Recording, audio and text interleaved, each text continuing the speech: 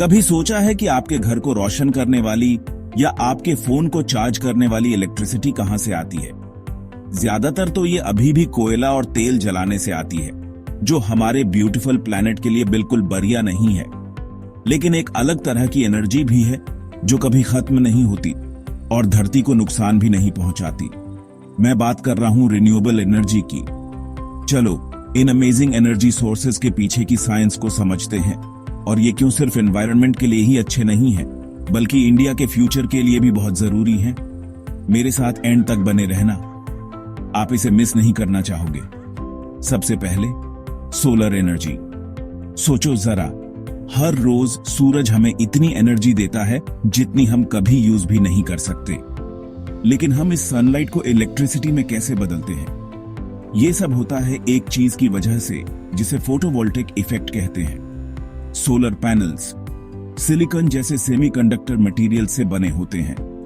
जब सनलाइट या photons panel से टकराते हैं तो वो सिलिकॉन के अंदर इलेक्ट्रॉन्स को लूज कर देते हैं। ये इलेक्ट्रॉन्स एक डायरेक्शन में फ्लो करते हैं जिससे इलेक्ट्रिक करंट बनता है। ये होता है डीसी डायरेक्ट करंट, जिसे फिर एसी में बदला जाता है, वो वाली इलेक्ट्रिसिटी जो हम घरों में यूज करते हैं। और इंडिया में इतनी धूप के साथ यहाँ अपॉर्चुनिटी बहुत बड़ी है। इसके बाद विंड एनर्जी। आपने वो बड़े बड़े वाइन टर्बाइन्स देखे हैं, है ना? वो चलती हुई हवा की किनेटिक एनर्जी का इस्तेमाल करते हैं। हवा ब्लेड्स को घुमाती है जिससे एक रोटर घूमता है। ये रोटर एक गियरबॉक्स से जुड़ा होता है जो स्पीड बढ़ाता है और आखिर में एक जनरेटर को चलाता है जो इलेक्ट्रिसिटी बनाता है।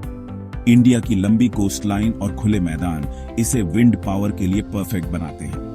अब बात करते हैं हाइड्रो इलेक्ट्रिक एनर्जी की, बहते पानी की पावर। ये रिन्यूएबल एनर्जी के सबसे पुराने फॉर्म्स में से एक है।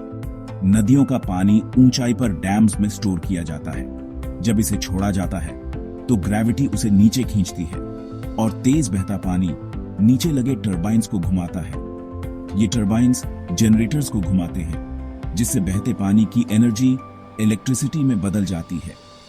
इतनी सारी नदियों के साथ हाइड्रो पावर इंडिया का एक रिलायबल एनर्जी सोर्स है। बायोमास का क्या? ये सब नेचर के बचे खुचे सामान को रिसाइकल करने के बारे में है, जैसे क्रॉप वेस्ट, प्लांट मैटर, यहाँ तक कि जानवरों का गोबर भी। जब इसे जलाया जाता है या बायोगैस में बदला जाता है तो ये मटेरियल सूरज से मिली हुई एनर्जी को रिलीज करता है।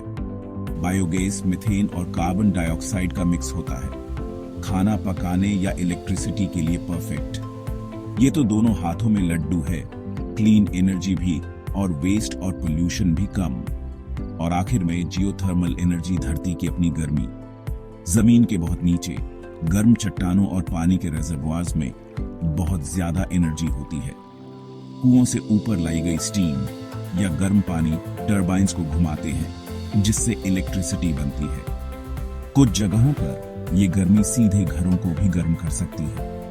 हालांकि इंडिया में जियोथर्मल का यूज अभी शुरू ही हो रहा है, फ्यूचर काफी ब्राइट दिखता है। तो इंडिया के लिए इस सब का क्या मतलब है? रिन्यूएबल एनर्जी, सूरज, हवा, पानी, बायोमास और खुद धरती से मिलने वाली एक ज्यादा साफ, सुरक्षित और रोशन फ्यूचर की चाबी है। ये सिर्फ पोल्यूशन कम करने के बारे में नहीं है, ये एनर्जी सिक्योरिटी, नई जॉब्स और हमारे देश के कोने कोने तक बिजली पहुंचाने के बारे में है। एम्बिशियस टारगेट्स और तेज प्रोग्रेस के साथ इंडिया आगे भी आ रहा है। अगर आपको ये यूजफुल लगा तो लाइक करो, फ्रेंड्स और फैमिली के साथ शेयर करो और ऐसे ही और वीडियोस के लिए सब्सक्राइब करना मत भूलना। कोई क्वेश्चंस या आइडियाज हैं? नीचे कमेंट्स में बताओ। मिलते हैं अगले वीडियो में। Thanks for watching.